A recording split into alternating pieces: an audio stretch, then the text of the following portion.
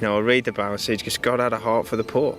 God wanted to be with the poor. He didn't, he didn't focus his life on like middle class suburbs. He focused his life on the poor and those who had need.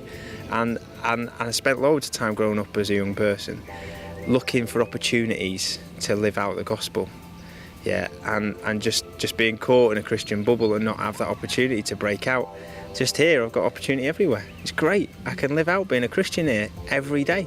I've got lots of opportunity to share my faith. I've got lots of opportunity to just be a good person and be a part of a community and bring people together.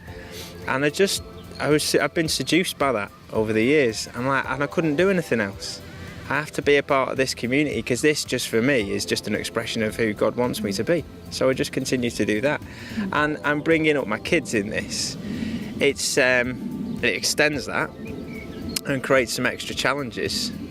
On how we continue to live that out, and some extra consideration for our kids. But if they weren't here and in the challenges in this community, there'd be other but different challenges in back home in Southport. I definitely feel that Jesus would be here, Jesus would be in Old Trafford, Jesus would be living the Eden lifestyle because he cares about the poor, he cares about people in need, and these are the kind of people in the UK that we're striving to meet.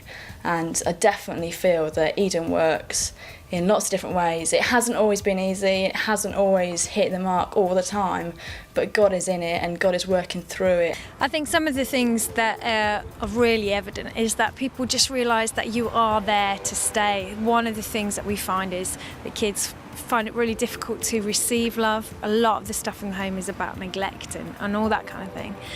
So that they actually start realising you're just going to be a part of their life. So if they're having a really good day, you're there for that really good day. But if they're having a rubbish time, you can actually be with them and walk them through that rubbish time, and then you're still there when the sun is shining the next time.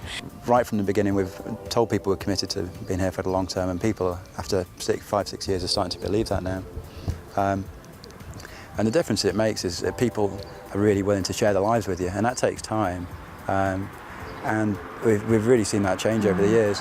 And it's got to a stage where we're now able to share our lives with them, not just invite them to share their lives with us as well. A big part of Eden is the fact that you're in the community, you're part of what's going on, and so that is all the good stuff and all the bad stuff all at the same time. It's a very bittersweet kind of experience, and we have kids knocking on all the time, in and out of our house, just going crazy, just doing stuff, and there is an element of just being here really. It's not all about kind of big events and loads of clubs and all that kind of stuff.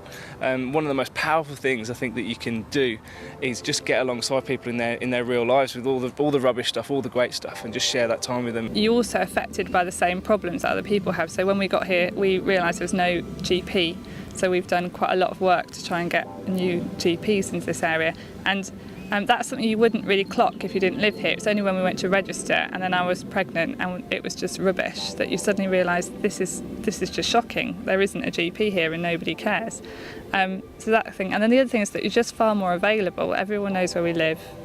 Everyone can walk past. They can knock on. You just become much more accepted and much more genuine and much more trusted. And when it comes to the crunch, the decisions like sending your kids to the local school, that's what people notice. They know that you're different, they know you've got a different accent, they know you're probably quite posh in their eyes, but when you make those decisions, that's when they're like, no, you're sound, you're all right, you guys. And it opens up a whole load more opportunities. It's not easy, but I think the rewards are just amazing. When you see a young person turned around, when you see somebody who thought they were rubbish realise that they're precious, there's nothing like it.